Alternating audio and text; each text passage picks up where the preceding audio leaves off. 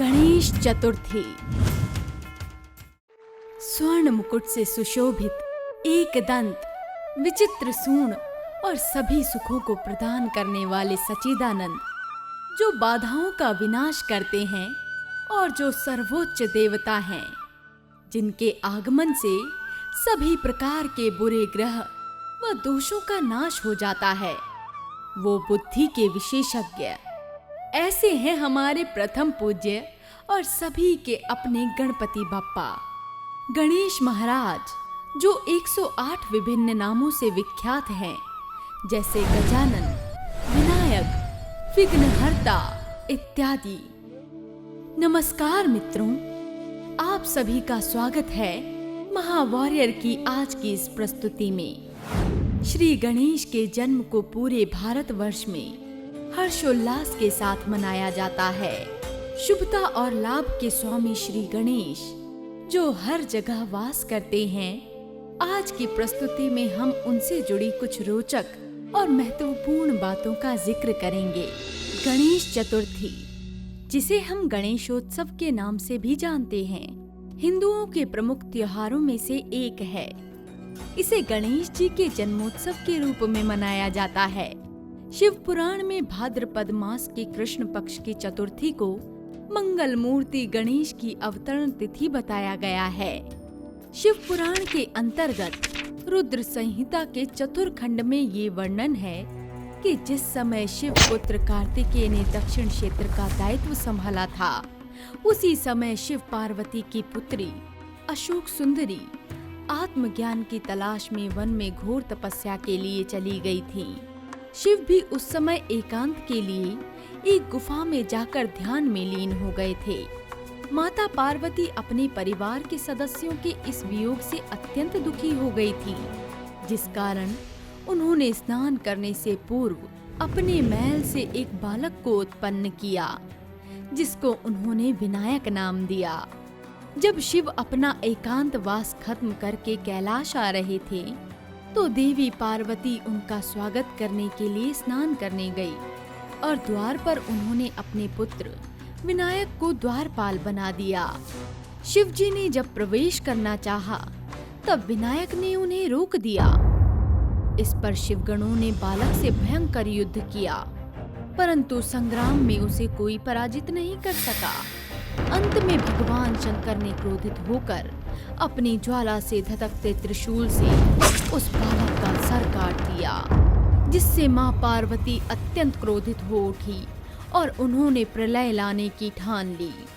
भयभीत देवताओं ने देवर्षि नारद की सलाह पर जगदम्बा की स्तुति करके उन्हें शांत करने में लग गए, पर उनके सभी प्रयास विफल हो गए। तब शिवजी के निर्देश पर उनके गण सबसे पहले मिले जीव हाथी का सर काट कर ले आए।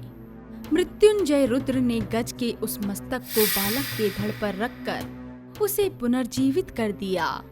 माता पार्वती ने हर्षातिरेक से उस गजमुख बालक को अपने हृदय से लगा लिया और देवताओं में अग्रणी होने का आशीर्वाद दिया।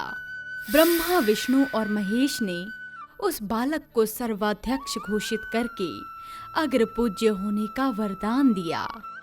पुत्र, विघ्न नाश करने में तुम्हारा नाम सर्वोपरि होगा। तुम सबके पूज्य बनकर मेरे समस्त गणों के अध्यक्ष होंगे।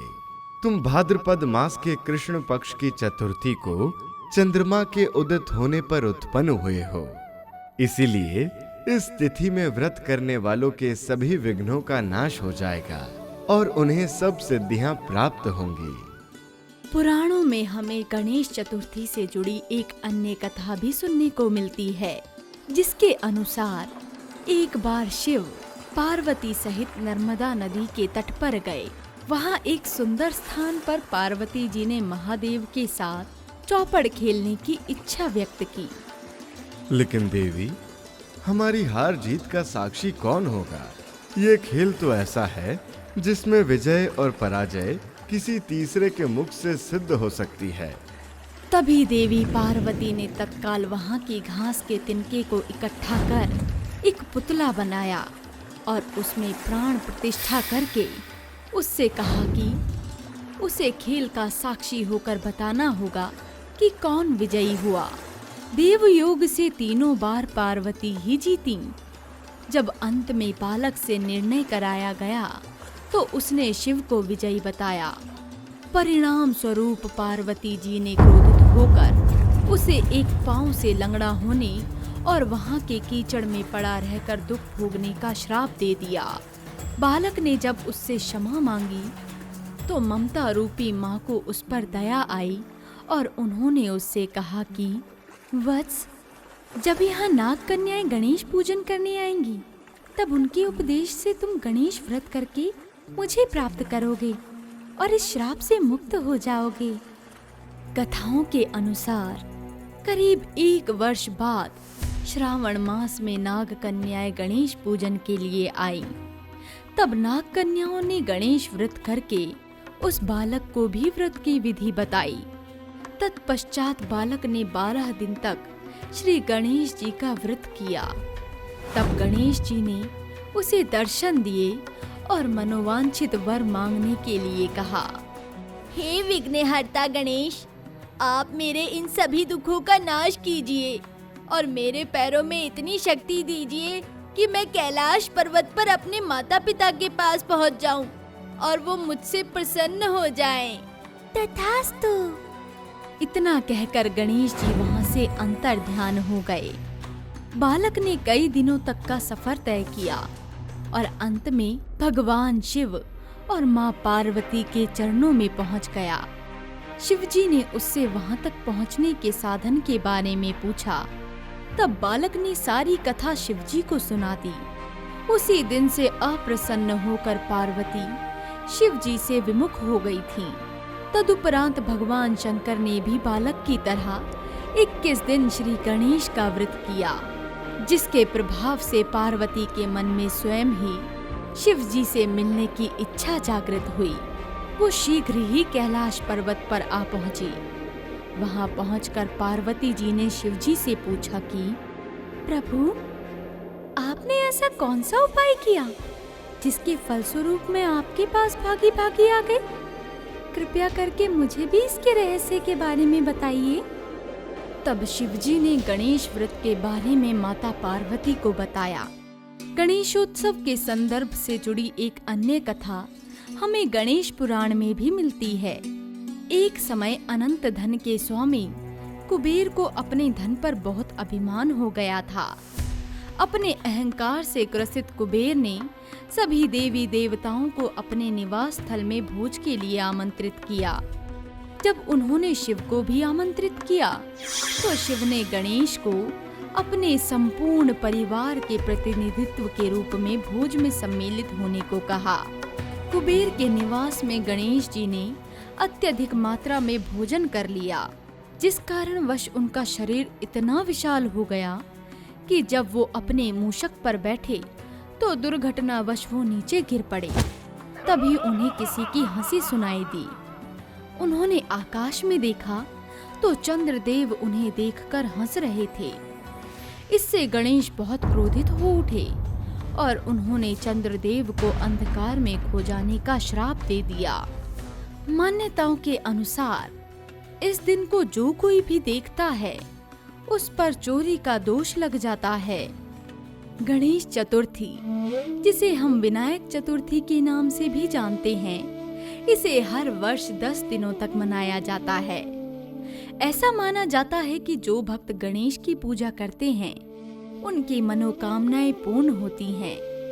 जो भी भक्त उनकी पूजा करते हैं वो पापों से मुक्त हो जाते हैं और ये उन्हें ज्ञान के मार्ग पर भी ले जाता है। ऐतिहासिक रूप से ये त्योहार राजा शिवाजी के समय से मनाया जा रहा है।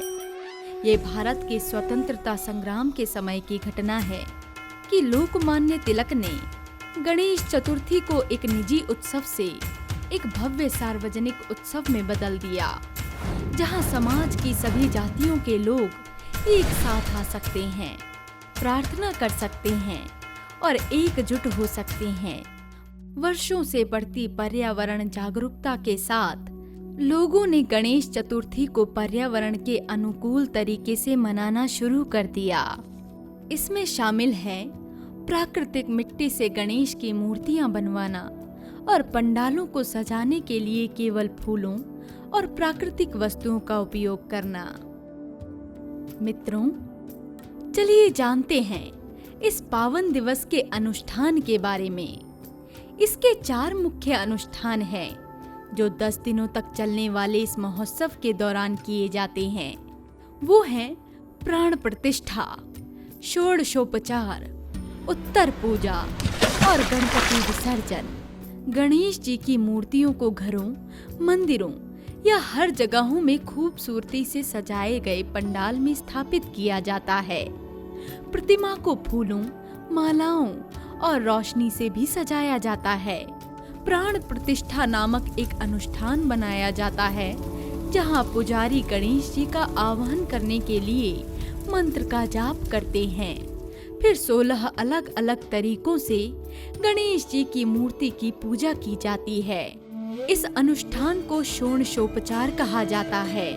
लोग धार्मिक गीत गाकर, ढोल की थाप पर नाचकर और आतिशबाजी व गुलाल उड़ाकर जश्न मनाते हैं। इसके बाद गणपति विसर्जन होता है, एक समारोह जिसमें प्रतिमा को पानी में विसर्जित किया जाता है। मूर्ति को विसर्जित करते समय सभी गणपति बप्पा मोरया, पुरच्चे वर्षी लौकरिया का जाप करते हैं, जिसका अर्थ है अलविदा भगवान, कृपया अगले साल वापस जरूर आए। जहाँ कुछ भक्त इस त्योहार को घर पर मनाते हैं, वहीं अन्य लोग सार्वजनिक पंडालों में भगवान गणेश के दर्शन करते हैं। लोग गणेश को अपना उचित सम्मान, प्रार्थना और प्रसाद चढ़ाते हैं। दोस्तों, परिवार और आगंतुकों के लिए भगवान गणेश के पसंदीदा मोदक, पूरन पोली और करंजी जैसे व्यंजन तैयार किए जाते हैं। तो मित्रों, ये थी कुछ रोचक जानकारी गणेश चतुर्थी के संदर्भ में। आपको हमारी ये वीडियो कैसी लगी, हमें कमेंट सेक्शन में लिखकर जरूर बताइएगा और हमारे चैनल को सब्सक्राइब, लाइक और शेयर करके इसकी जानकारी ज्यादा से ज्यादा लोगों के साथ शेयर करें। गणपति महाराज आप सभी के दुखों का विनाश करें। आप सभी को महावॉरियर की ओर से गणेश चतुर्थी की हार्दिक शुभकामनाएं।